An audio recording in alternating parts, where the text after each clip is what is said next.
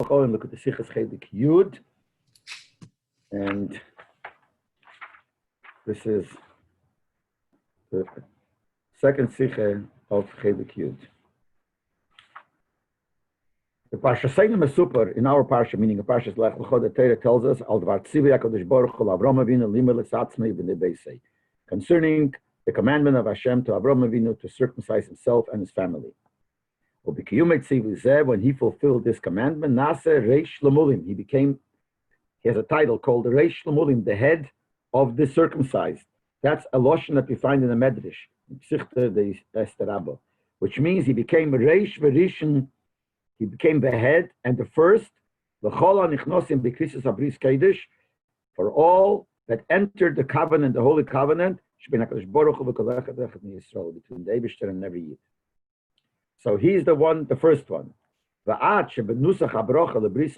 much so that he's the first of all, that in the brocha that we make by a bris, on the Emrim, we make the brocha, that the mitzvah, what we're going to do the bris, is to bring him into the bris of Avram Avinu. V'hainu, that means, bris hamila miskayemes ato, that when you do a bris now, he mishtayeches, it's shayich, and it's connected the Zushal Avram Avinu, the one of Avram Avinu. It relates to the Avram Avinu, even though we're doing it now, thousands of years later, it's still related to Avram's bris, to the bris of Avram. The Liyesei Avram Avinu, since he is called Avram Avinu, which means he is our father, and we know that children inherit from a father. So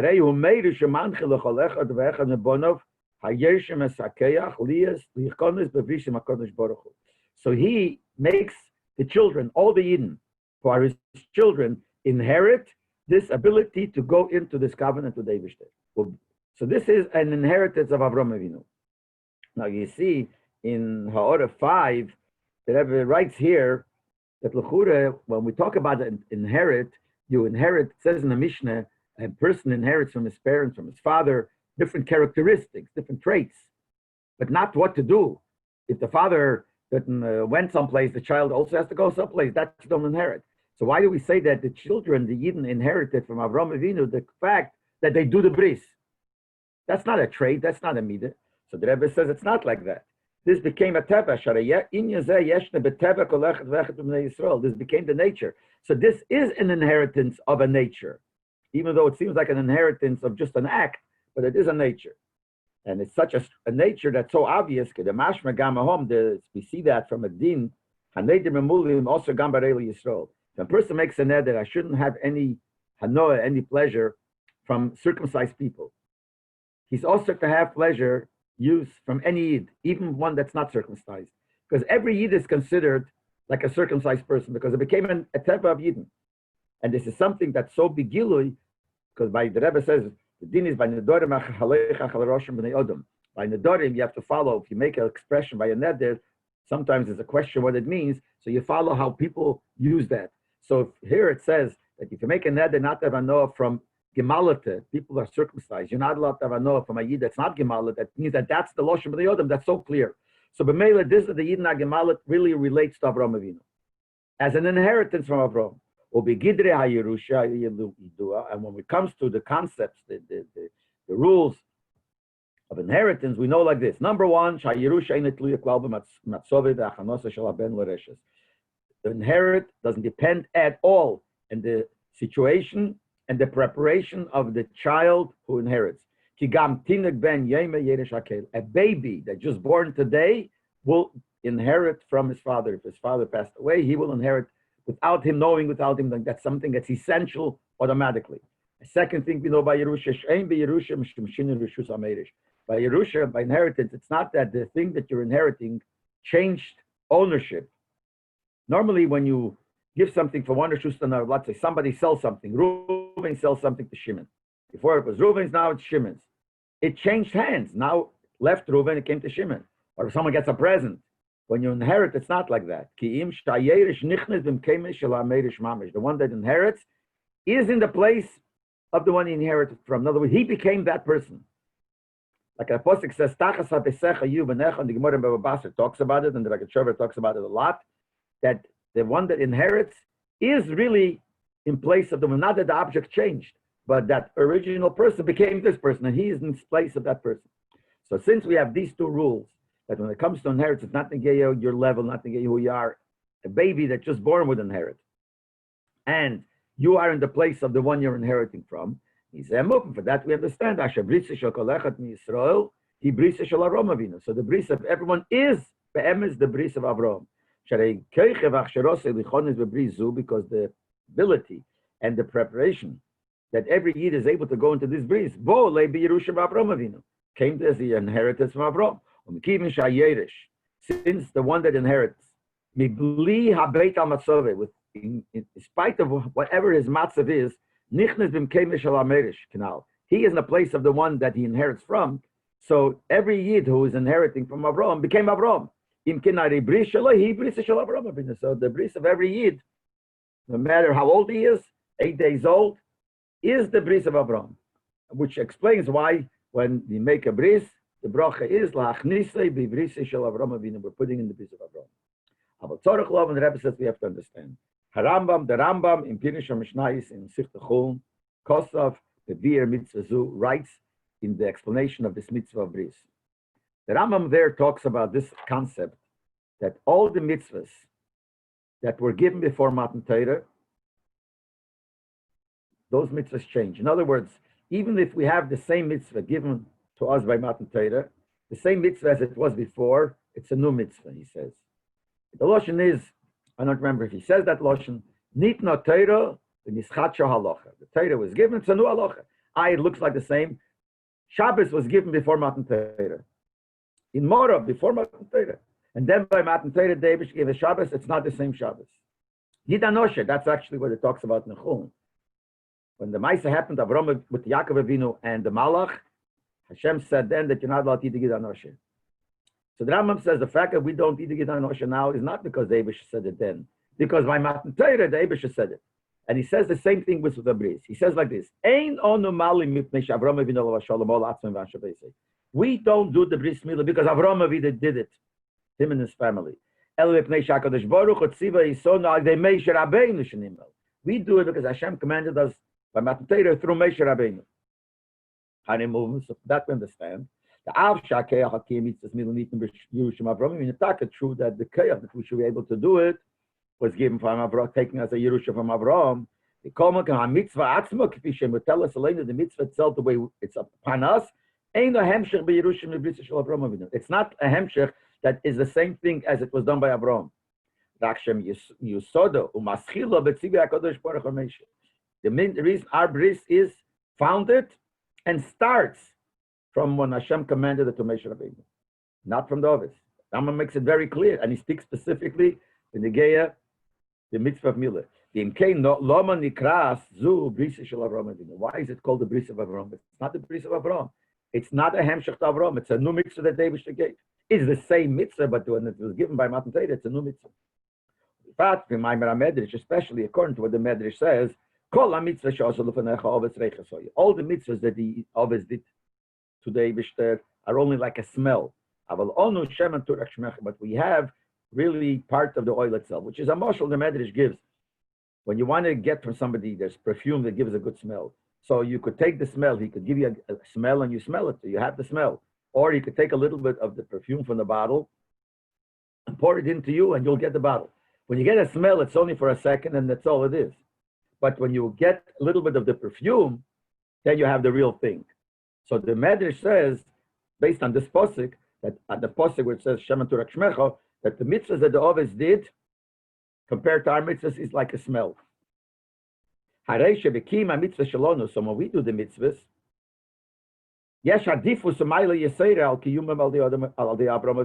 when we do it, it's the real thing. But Avram did is only considered like a smell. Like the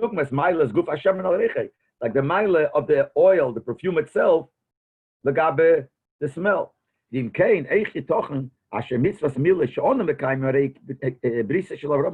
we say that when we do is the bris of Avram, when what we do is much stronger than Avram?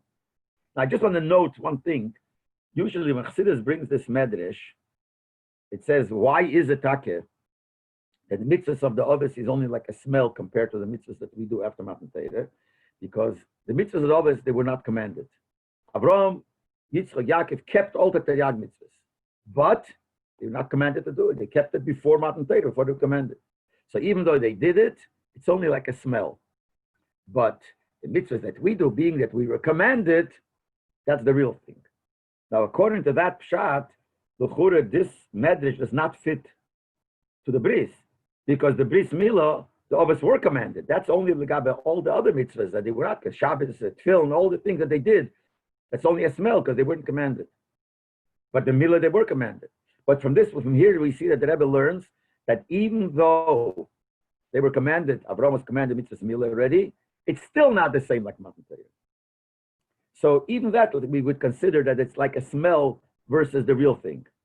So the kasha is, if the milah that Avraham did is like a smell and ours is much greater, how can we say that ours is the bris of Avraham? It's much more than our bris of Avraham. We also have to understand, Loshen Abracha bebris Avraham Avinu, Madgisha Inyan Avraham Avinu. When we say Abracha to bring him into the bris, the covenant of Avraham, stresses that this is a covenant of Avraham.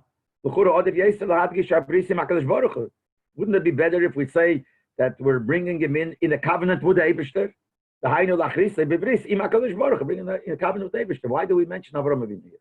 So first of all, it's not the bris of Avraham, because the Rambam says clearly that the mitzvahs we do is after Matan Torah is not a hemshech to the mitzvahs before. And also, why don't we say the mitzvah is lachnisa to the Eibishter? There must be some special thing in mentioning Avraham Avinu. We'll understand it by first bringing what the Alter Rebbe says in Shulchan Aruch. Alter Rebbe says, "Asher tchilas knisas nefesh zu hakdusha hi mitzvahs milah." He says that the nefesh hakdusha, which is in the neshama, the holy nefesh, entered the beginning. The words are negated to know the exact words. The beginning of the entrance of this holy nefesh is when you do the mitzvahs milah. It's not understood. Kam kedem leidas hatinuk, before a child is born. We're still in the mother's stomach. It says that the Malach comes and teaches him the whole Torah. Who learns this whole Torah? Obviously, before he's born yet, not before he's 8 days old, before he's born, he has a holy neshama. That's the one that learns the whole Torah. So obviously he has a neshama before. And in Ha'ara 13, the Rebbe says, the neshama, the matzav of the neshama before the child is born is stronger than the neshama later on, because the neshama later on has a problem. There's a nefesh habahamis, there's a yetzer hara that interferes and is mavalval. The neshama when the child is in the mother's stomach, there's no yetzer hara to mavalval. So it's even stronger. But the bottom line is there is a neshama before. So how does this fit to what we just quoted from the Alter Rebbe? That when does the beginning, it doesn't say the end. If you say the end it says it by bar mitzvah. The beginning of the entrance of the neshama is by bris. It does say that's 8 days after he's born, when really, before he's even born, he already has the neshama. Here's what the answer is. The lotion of the Alter Rebbe is knisas nefesh hakdusha. The entrance. It doesn't say the having a neshama. The entrance of the neshama. Pirusha, what does that mean, the entrance? That means chibur pnimi shel neshama in aguf. That the neshama becomes united with the guf. Not that there's a neshama in it. You could have two things. You have the body. In the body, there's a neshama. The knisa means when the neshama becomes one with the body. Till it becomes united as one. Then, if the body and the neshama become one, you could see the neshama begili in the body. We have two things. Take by a person. The neshama by a person is one with the body. The body is a live body. The body is alive. There's a nefesh there. You have a motor in a car. Same thing. The motor makes the car move and makes the car kiviyachol so that we live. The car doesn't become alive. There's a motor there, and then there's a car, and the motor pushes the car. By a person, not like that. The person himself, the body is alive. That's such knisas nefesh hakdusha, that it enters in a form that it becomes one with the body. But when the child, the fetus, is in the mother's stomach, there is the holy nefesh. It learns Torah. It calls it leizu bilvat nishmos ezu terem nichnas. So besides the fact that this neshama did not enter, which means it's not one with the body. In other words, it's not nikah. You can't see the neshama. Even the regular nefesh, not the holy nefesh. The regular nefesh, the fact that a person is alive and he has a nefesh habahamis, nefesh achayunis, we call it, gives him a life. He also can see it as a separate, that in the child, separately, he has a nefesh achayunis. Why not? The Gemara says, what does a child eat? It's through the mother. The mother eats and that gives him chayas. The mother drinks, it gives him chayas. Whatever, everything comes from the mother. So there's no special entity of a nefesh achayunis that's separate in the child versus the mother. So that's not even nikah. The gamlacha and even after the child is born, then it becomes the nefesh, right, is one with the goof, and the child is a separate entity with the nefesh. But what do you see in the body? You don't see the nefesh in the neshama. When you see a child born, you don't see the neshama. Lahavdol, a goy is born, you also see a live child. And that is, goy also has a nefesh, not a holy nefesh. He has a regular nefesh that gives him chayas. So when the child is born, you see that. You see the child is alive. There's a separate entity of a child. But it's the nefesh habahamis, not the nefesh lekis. The nefesh lekis is behelam still there. What you see is the nefesh habahamis, the nefesh that gives him the normal physical chayas. When does the nefesh hakdusha come into the body in a form of chabrusa hagluya? Now it becomes the gilu that there is a neshama there. That happens by when you give the bris. It's a covenant of mine in your flesh. That's what gives the seal in the physical body, the seal of the neshama. That even it's a bris that you could tell, even the goyim could tell. It's interesting how the Rebbe has a play on words here. Bris Eilam really means a covenant forever. That's what it means, forever. The Rebbe uses the word Eilam as the world. It's a covenant that is begili in the world. And he even says begili to the Umas Eilam, the goyim of the world could even see it. So it's a play on words. Lebris Eilam, it teaches that way. But Lepeil, when does that happen? When does there nikin in the goof? When do you see in the goof that there is a nefesh haneshama, a nefesh lekis, a nefesh hagdesha? You see it by the bris. Until the bris, it's there. There is a nefesh there. Not only a nefesh achayunis, a gashmis, but she's alive. There's a neshama there, even when the child is in the mother's stomach. But there's no knisa. It's not one. It's not nisgala, and it's nisgala by the bris. This is the special mile of mitzvahs milah b'chlal and all the mitzvahs. Besides what's special about milah, this is something that we just said before, that this is a bris. The neshama is the gilui now. The ruchni is the godliness of the neshama, is the gilui in the body. It's something that we only find by bris. We don't even find it by other mitzvahs. That's true. All mitzvahs, their union is to connect the person who does the mitzvah with the Eibishter who commanded to do.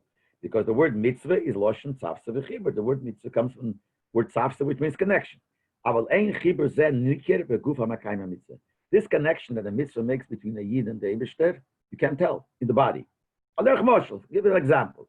You use your hand to give tzedakah. For sure, there is an effect, a special ruchnisdike, positive effect on the hand that did the mitzvah. The physical hand is it's more, it's a hand that did the mitzvah. But you can't see that in the flesh. You look at the flesh of the hand, you can't see that. We believe, we know that the ruchnis happens, but we don't see it. We see it. There's a physical change. The body, if it's before it did the mitzvah, there was some skin there. Now the skin is off. That's a seal in the body, a seal of the mitzvah, the seal of the Christus bris with David. You say to Mazu. It's not only that this is a mitzvah that happens to leave a reshim on the body. The whole reason of the mitzvah is this, that there should be in the body, the physical body, you should see the covenant with David. The eyes of people, even going with see, which means it's really, really obvious that this is a yid who has a neshama. And that's called the knisa of the neshama, when the neshama is the gilui and it's one with body. So this is a body that the neshama is obvious there because of the mitzvah bris milah. But my loss shall Christus abris milah, Christus abris the chayda v'keitzim. And this is that the bris milah, which is a covenant with the Eibishter, is greater even than a covenant by Matan Torah, when the Eden stood by Har Chayda, which is Har Sinai. Why? Or Kiyetzim said there were other covenants the Eibishter made later on in Pashas Nitzavim, and it's all not like the bris here. This is something special. The bris that the Eibishter made with the Eden by Har Sinai, Matan Torah, Arvas Meya, which is in Pashas Nitzavim, before the Eden went into Eretz Yisrael, he made again a bris. That was a bris made with everybody, even those that weren't there physically with their body, but the neshama was there. Like it says, I'm making a covenant with those who are here and those who are not here.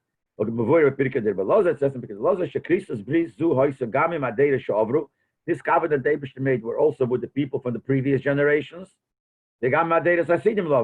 And even the future generations. They weren't there physically. Was within the Shemesh. They were all there by Matan Torah, by Har Chayda. Like we find the Lashon in Gemara concerning every Yid. Even the Gerim. When it talks about mitzvahs, it says a Yid, every Yid is obligated to mitzvahs because he is sworn by Har Sinai. There the Gemara talks about, can a person make a neder, a shvua, not to do a mitzvah? The Gemara says that shvua, it doesn't count. Because there is a original shvua that's the opposite. And he can't overturn that. What's the original shvua? So the Gemara says the Lashon, every Yid was sworn by Har Sinai to keep the mitzvah. And now you're going to swear not to do it, you can't. And that goes on every Yid. And even on Gerim, which they didn't even get in the Neshama till now. So we see that the Krisos Bris, those places by Har Sinai, by Aros Meir, was made within the Neshamas. You say them, we go a step further. Even those that were there with their body, what the Rebbe is going to say, there is nothing that happened in their body that changed because of the Bris. How did they go into the Bris? What did they do? They heard what David said to Moshe, and that had an effect on them. So it went through the hearing. What happened? You do grab hearing words with your ear, which is echad me'ever of agashmi shalodem, which is one of the physical parts of a person, physical limbs of a person. The eisen, the ear, nothing happened to the ear. It's just a tool through which, an intermediate through which, the neshama heard it through the ear. So the ear was a form how it got to the neshama. The neshama could accept the thing that it heard through the ear. So it went through the ear. That's it. The ear didn't change. So the ear, so in the body you don't see it. Well, movement is from that we understand. The bris that he made in the Arvas Meir and the other brisen, so even with those people who were alive there with their body, it was a bris with their neshama. First of all, the eye is that those people who were not there with the body also part of the bris, and even those who were there, he's telling you what to do, and the neshama heard it and accepted it. But the mila, the bris you do with mila, that should be a bris, a covenant in your flesh. That means that even the physical flesh, that part of the body, we go according to the spheres, it's Yisayt, and that is, Yisayt is the end of the body because the feet is already considered lebar megufa, it's called outside the body. So the end of the body is this part where you do the bris. This part of the body got connected to the Eibishter, which means that there's a seal on the body, physical change in the body, which is a siman, a value that you're connected to the Eibishter physically. This makes it the lowest part. The lowest part is the goof, and in the gufa, the lowest part becomes a dira for the Eibishter. There is the Eibishter in it, and it's begilut. That's the whole idea of milah. Yes, atinik v'shmeinas yomim, when the child is 8 days old. He's not connected, doesn't have any type of understanding. Mitzad Gilui HaNeshama u'kecheches haruchnim ha're'ein shayach l'chonis v'ris HaKadosh Baruch Hu. A child here, 8 days old, there's no way you could go into a bris. If you go into a bris with somebody, you make a covenant, you make a treaty with somebody, you got to have seichel. You got to know what you're doing. Here we're talking about an 8-day child, doesn't know anything. As far as all the keches it has, the ruchnis, all kinds of keches, it doesn't get involved. It doesn't do anything. Nevertheless, the Torah said you got to do the bris at this age. Why is it? Why they should do that? You should make it with an older person who understands. You should be able to go with the bris, give yourself over to the Eibishter. No. This is not something that your seichel should connect to the Eibishter, your feelings should connect to it. Then you can't do it with a child. The inyan is the physical body of a yid should express the Christus bris. It could be done by an 8-day child also. And Nochmer, the Rebbe doesn't explain why. This inyan expresses itself more when you're a child and you're older. Because when you're older, you already have seichel. So as much as you want to connect your body, but there's seichel that's leading you to do it, and it covers up on this nakuda that it's connected just for the body. But when his baby is just born, 8 days old, there's no way you could think it comes from the seichel of the child. So the mele, that is a physical connection which is beyond any logic, beyond any nothing with seichel. The question is why after 8 days old? Why not when it's a day old? That's something else. Really, it means from the beginning of birth. But the Rambam says, in Nevuchim, I think, that you got to give the child when it's born a little bit strength to be able to physically take it. So it has to be as soon as possible. As soon as possible. But in the beginning, you got to wait till it gets a little strength. I heard years ago that the scientists found out, I don't know where they had to study, that out of a person's life, which day of his life is a time when he feels the least pain when something happens, is on the 8th day of your birth. I don't know if it's true or not. That's what I heard a long time ago, that the scientists even agree. So this is a seal with the body. So it could be done with a small child. And other it's better done with a child, so there's nothing else to cover up. Now, when a gay woman, we know, the Gemara says, Isha kimande mehal yadam, Isha is like she has a bris, even though it's not done, we don't see it. But in halachet, like that's why she mentioned, also says, Al bris chashachasamta b'fsreina, and this bris you sealed in our body. So Isha doesn't have to go through the process, and it's done on its own. But they're talking this whole idea that you see it begilui talking not, but by a man you do see it begilui. Now, this will explain the meaning of the bracha, why we say we bring him into the covenant of Avraham. And we ask the kasha, it's not a covenant of Avraham. It's not because of Avraham. We're not a hemshech to the meal of Avraham. And also, why do we stress that? We should say the Avon of David. There must be something to tell us that this connection to Avraham is something that we want to stress. So the Rebbe explains it like this, based on what we said before. Based on what we said, that the union of the bris is with the body, nothing to do with your feelings, nothing to do with anything. It's the body connected to the Priya Oretz in the Sefer Priya Oretz, written by Mendel Haradoker, there it says, what's so special about the Akedah? We always say that Avraham Avinu took the Akedah, something very special, was ready to kill his son for the Eibishter. So he says, what's so special? We see that many Yidden, even simple people, throughout all the generations, they stood in the Nisoin, the Testament, they gave up their life for the Eibishter. Even something like the Akedah, because otherwise you would think maybe by the Akedah was more, because he's ready to kill his son. People gave up their lives, their own. To kill a child, that's much harder. So the Rebbe says, even that we find in the generations that people would even give their son up, Mesiras Nefesh, for the Eibishter.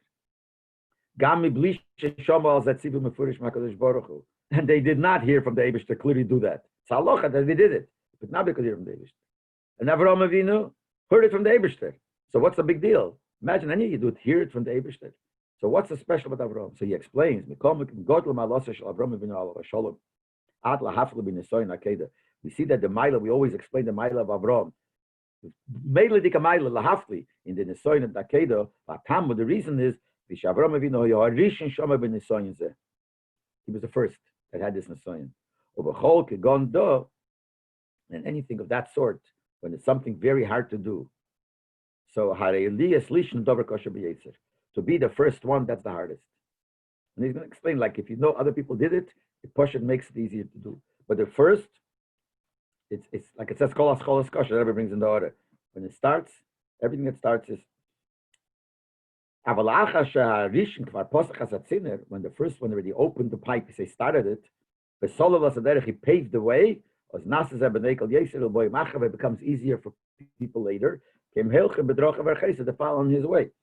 And the Rabbi used the Lashon Pasach Hasatziner. Why does he Pasach Hasatziner? Because we find in the Zohar, especially, when it talks about somebody who spoke, the Lashon is Pasach Rapleini, this person opened, women opened. Said, but it means that he said an idea that was the first one to say it. Now that he said the idea, other people could come and think of it. It says, he brings the order 27, the Maggid would sometimes say some ideas, something that fell into his mind, he would say it, no one understood what he's saying. And they asked him, why are you saying it?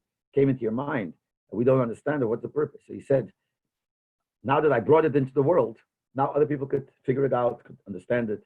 Had I not said it, it would not have come to the world. So when you start, it's already easier for others. Now this is Sai Beruchni, Sai Begash. Beruchni is like that has to break through and come into the world. Like the famous story, I think I told it to one of the shooter, I forgot already where, that started with the Bis Yosef, that he once was teaching Gemara, or he was learning at a kasha, and he couldn't figure out a teres, and he fasted so many days. Finally, he got an answer from the Maggid that was used to teach him the Malach.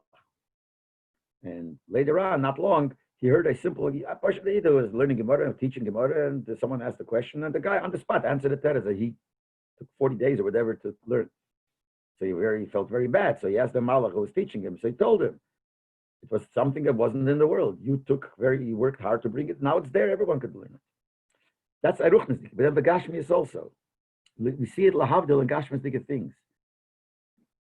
First, there's a certain height that people could never know, and the highest one that reached was this and this on a mountain.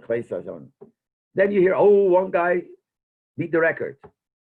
A week later, 2 weeks later, this guy also did it. This guy did it. The first guy said, after you hear, you hear the guy do this, you come to a point, I don't see I could do it. But if you hear someone else did it, that gives you an insight, and that gives you a feeling that I'm able to do, and you do it. So that's one of the reasons why the first one is the greatest.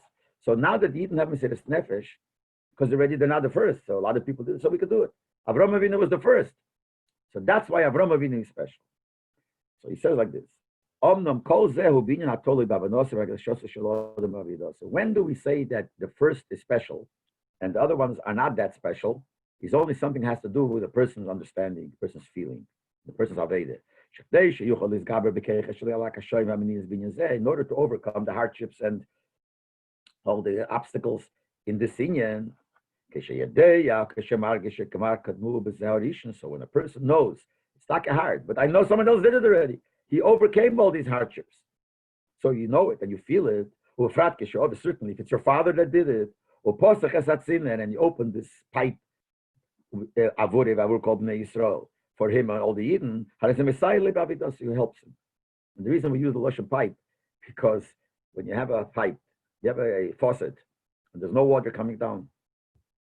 And then when you open it, so not only the water that you open comes down, now it keeps on coming because you opened it already. It's already a source for coming.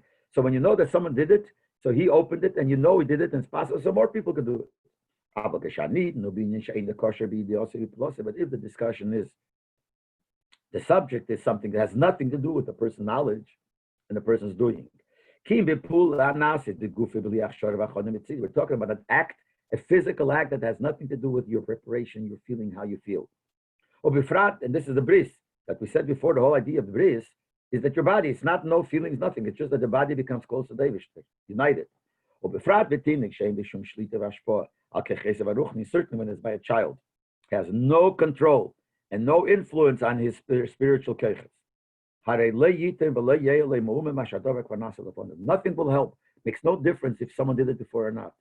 Because if someone did it, you could understand it, you could feel, but if it's not, certainly a child, but he's not also talking about an adult, he'll say in a second, but certainly by a child.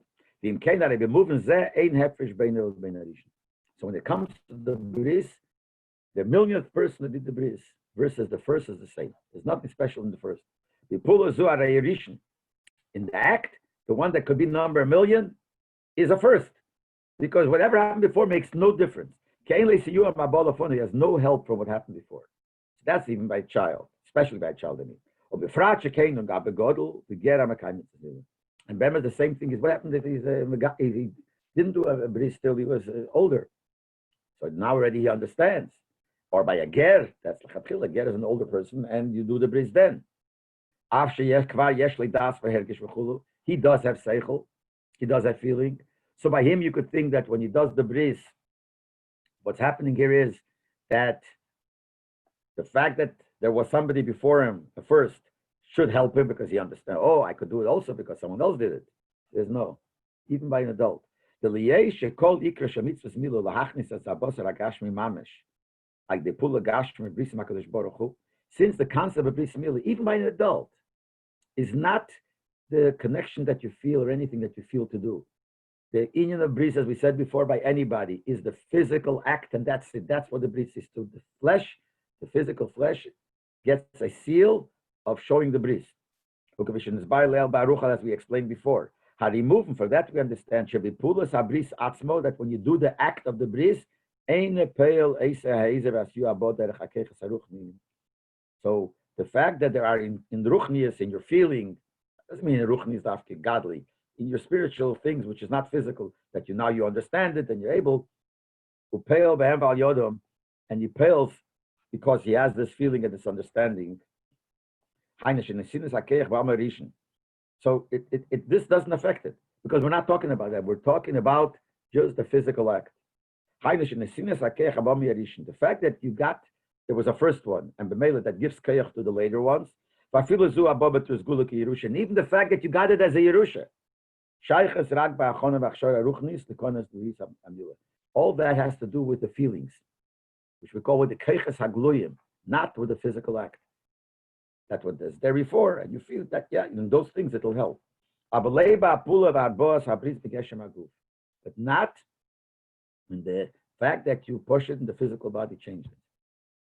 So what the Rebbe said it earlier in our order 5, we learned that this became a teva in the person. So here he's saying that it's, and well, you could yashin it, so that's only for one aspect. But be'emes, where he says here, as much as you yashined it and became a teva, but it's only an act. So the fact that you know that he's the first, because the only meaning that a first is better makes it easier for you is because you know it. So the fact that you know it makes it, because that's not the act. The act is not anything to do with any feelings. Well, according to that, every person who does the mitzvah bris milah, ben kotten, ben godel, child or an adult, is always the first. Has the mile of being the first. Now we'll understand. Now we understand why when we want to say the Maila, that we're bringing him in the bris of Avraham, which he asked, why mention Avraham? First of all, why it's not connected, because it's after Matan Torah, it's a different mitzvah. And why mention Avraham? Why not mention Eibishter? The Maila of Avraham is, he was the first. Since everyone is the first, because what happened before is no connection to him, because it's an act which one act or another has no connection. He goes back into the bris of Avram. In other words, his bris that you're doing is similar to Avram, and that's why we mention it. We want to mention how special this is. This is the first, and to do something like this, it's not that the mile of a person in putting in effort because the child doesn't put in any effort. But still, the union of what the first is here also. So there's a mile of doing something that no one before you did. And that mile is by every child. And in the Ha'ara 29, the Rebbe answers, Pshat and Rambam. In that Rambam that he quoted in the Pirush HaMishnayis, Rambam says like this, that the bris milah that we do now is not because Avraham Avinu Malt, but it's because Moshe Rabbeinu and Matan Torah told us in the name of Hashem to do it, that Moshe Rabbeinu told us to mal ourselves like Avraham Avinu did. The whole point is that to bring out that's not connected to Avraham. So why, when he says that we don't do it because of Avraham, we do it only because Moshe said by Matan Torah, what did he say? That we should be malt like Avraham. Why mention Avram? So the Rebbe says here, this fits to what he's saying in the Sikha, because the Rambam, as much as he's saying that this is separate, he wants to stress that it's like Avram. Because in one part, it's like Avram, because it's the first, like Avram Avinu was the first.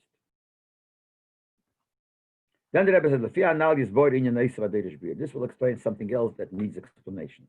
Why is the bris, the way the Eibishter made it, connected to pain? The child has pain. It says the child has pain. The Gemara says that. And the Rebbe brings now to 30 that Avud Rahem writes, and that other places, that this is one of the reasons why we don't make Shechiyona by a bris. Sisvadim make, Ashkenazim don't make. Why not? Any mitzvah that you do that comes mizman lizman from time to time, you have to make a shechiyonu. So the answer is because a mitzvah that has to do with tsar, you don't make. And here's tsar the yinuke, tsar of the child. Even though I saw once, I remember when the Rebbe said the sikh, I remember we were wondering, the Munkache, not the Michas, I think his father, the Darke Tshuva, who was a big male, his son also, the male modeled thousands of children. And he says, because he's such a big male and he did it so many times, I could tell you that it doesn't hurt. He says that it doesn't hurt. I wonder how he knows, because he was a male to 10,000 children, means it doesn't hurt. The child cries. That's what he writes. The child cries when you do the bris. He says when you diaper the child, he also cries. I don't know, but I don't know how it fits the Gemara. The Gemara says cited the Yinuke. But the question is, why we should give a mitzvah that's connected to Tzar? To be happy is our main inyan in serving Hashem. Which costs, like it says, Ivdas Hashem b'simcha. Serve Hashem with simcha. And order 32, the Rebbe says, especially by mitzvah's milah, the Gemara says in Shabbos that mitzvah's milah is a mitzvah that the Yidden accepted with simcha. And that's why ad hayem as till today, we connect the milah to simcha. We have a party. In Kelomen Itztaveinu HaKadosh Baruch Hu Lasses mitzvah gdela v'chamura zu. So why did the Eibishter command us to do this great and special mitzvah? Dafke be'efah shel tzar. Dafke in tzar. Heipach inyan ha-simcha. The opposite of simcha. Now, l'chura, what kind of kasha is it? The Eibishter didn't say to do it with tzar. The Eibishter do cut the skin. It's an automatic thing. It happens that when you cut the skin, it hurts. So the Rebbe continues. Even though this that the milah causes pain. That's the nature of the body. Anytime you'll cut the skin, you'll have tzar. And since the mitzvah is to cut the skin, you have tzar. So what's the problem? What the question that the Rebbe asked? That why is it connected to tzar? It's not connected to tzar. The mitzvah is not because of tzar. But the Rebbe says not like that. It all fits with the Rebbe's going in all the yonim of Torah. Since everything in the world is exact, and it fits to the way the same thing in the world is lamailo, like it says in Tanya, kivish and nishtalshul. In Tanya it says that why does a person have 10 keches? Because it's nishtalshul from the 10 spheres lamailo. So everything in the world must have a diuk, especially when it has to do with the mitzvah. Since the Eibishter gave the mitzvah of cutting the skin, and naturally skin brings tzar, but it's in the mitzvah, so obviously since it's part of what the mitzvah lepel is going to be, there must be some connection between the mitzvah and tzar. Especially according to the svara of some achreinim, some say it has to be through tzar. Some people say, which are the people? He says, Shalish Shuvas Imre Yesher. Then the Rebbe brings in order 35 that there's another Shalish Shuvah that argues. He says it doesn't, but there are some. Shalochein, Ein Lahardim es Animal Kula Yachelke. That's why when the one that's getting a bris, you shouldn't anesthetize whatever the person, not his whole body, not even Chelke, not even the local one. In order Shaliyargish Hakev, he shouldn't feel the pain. So some say you shouldn't. Let's say an adult who gets it, you shouldn't give him anesthesia. Some hold like that. And in order 36, the Rebbe brings from one sefer that sometimes there could be, if you give him complete anesthesia, so he's out. So there's another problem. A mitzvah has to have kavanah. He's not doing the mitzvah with kavanah, okay? But that's a side point. But the Gei Ager, see, the Rebbe brings that in Dvar Avram, he brings that the meal of a ger is no problem. because he has no mitzvah. He has a mitzvah to have milah. He can only become a yid if he's going to do milah, but he has no mitzvah. So who cares if he doesn't have kavanah in the mitzvah? So the Rebbe says that's why in the Sefer Shayvus Shuvas Leib Aryeh, written by this person, Rav Grosnas Shayichya. Remember when the Rebbe wrote this line here? He wrote that Rav Grosnas Shayichya. He says by a ger you're allowed to give him a complete anesthesia. But anyway, the Peil Mamash, some hold that you have to have tzar. So it's vadi tzar, even if you don't have to, but it happens to be that's the way the nature is. It's also some shaykhs, because that's the way the Eibishter made it, and this is a mitzvah, so it's exact. But certainly if you hold it, you have to have tzar. What's the reason? Babir Bezes, the explanation is like this. The meaning of the mitzvah's milah is to bring godliness, as we said before, into the physical body. That makes the Eibishter comes down here as a dira, dwelling place in the lowest part, in the physical body, the flesh. It means like this, that even in the lowest, the lowest remaining in a level of being the lowest. Make a dira for the Eibishter in the lowest.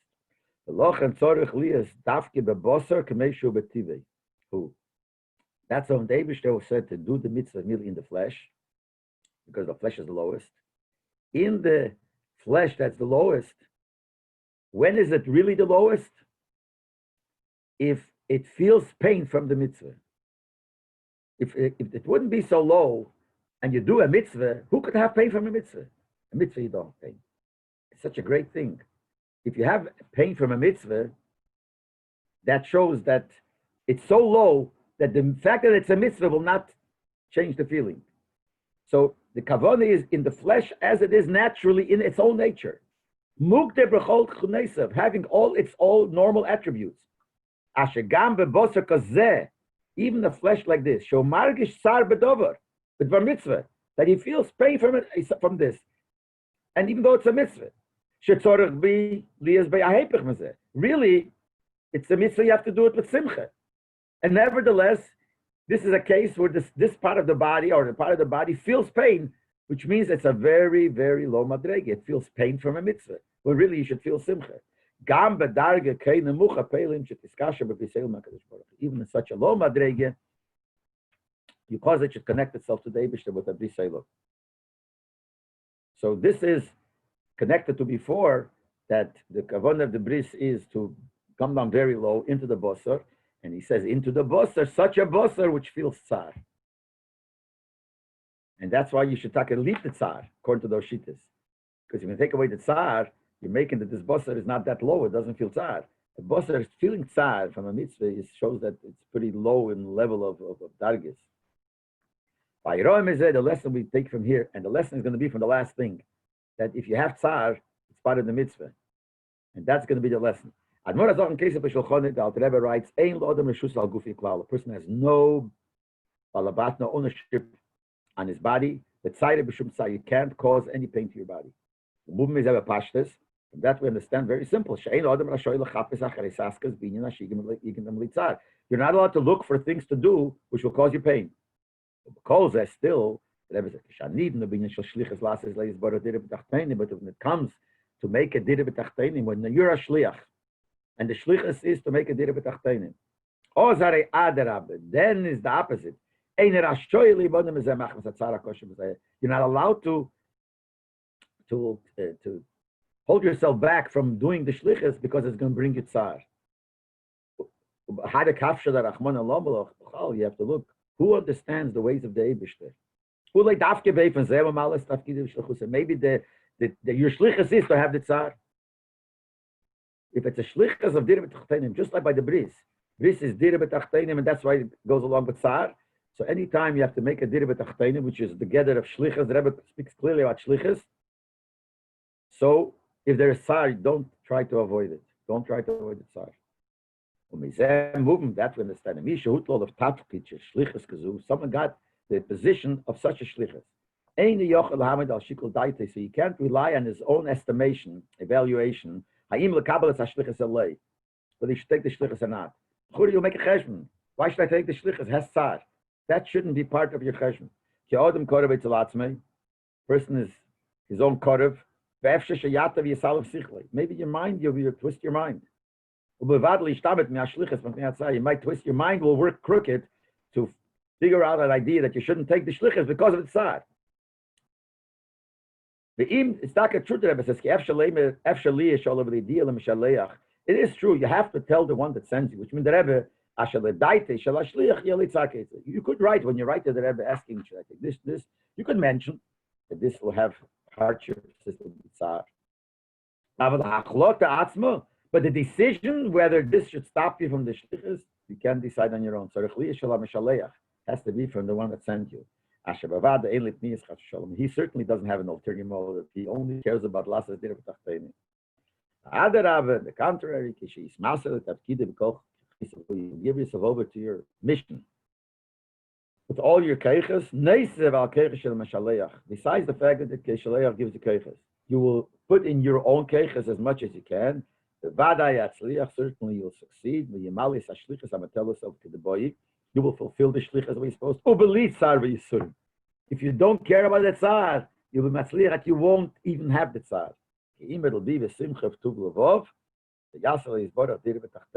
And you will make for David dir b'tachtenim. So this is the lesson from the last piece about the tzad that you have by the bris milah. It's interesting. You see from within the sikha is, the Rebbe said the sikha Shabbos Pasha Pinchas Yutes Tammuz. What's Yutes Tammuz? What's a special date? So there's a star here that says V'yem Zeh in the year Tofrei Shemem Yutes Tammuz Huchnas Kveikish Admur Rayatz V'Bris Shalom, the day of the bris of the Friedrich Rebbe. That's when the Rebbe said the sikha, and he explained what's the union of bris, and he finished it off with the union of shlichus that shouldn't stop you. Now the Rebbe might say because it's hard, don't take it. They say this famous story. I don't know. I didn't hear it from the person himself, but it's a story that everyone knows, that there was once somebody that was on shlichus and he got sick and he was sick. He wrote to the Rebbe asking the Rebbe that the Rebbe should take him out of the shlichus because it's causing him all kinds of sickness and things like that. So the Rebbe answered him, I'm surprised. I understand you're asking for a bracha, but you should ask the opposite bracha. That since you have the shlichus and you have to do it, you should ask, I should take away the sickness. Why say, wait, take me away from the shlichus? That's what the Rebbe is saying here. And the Rebbe says, if you listen, Taka, the tsar will go away. But that should not be something that should stop you. Which is similar to Sikh and Chelik Hey, also Pashas Neach, when it says on Rasha, Neach, the lion bit him, and he was coughing blood because he had such hard work in his job that David gave him.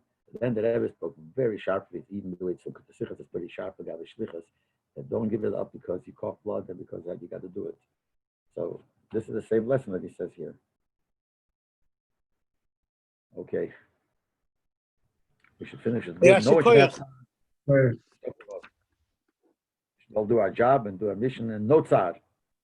So what's the point that we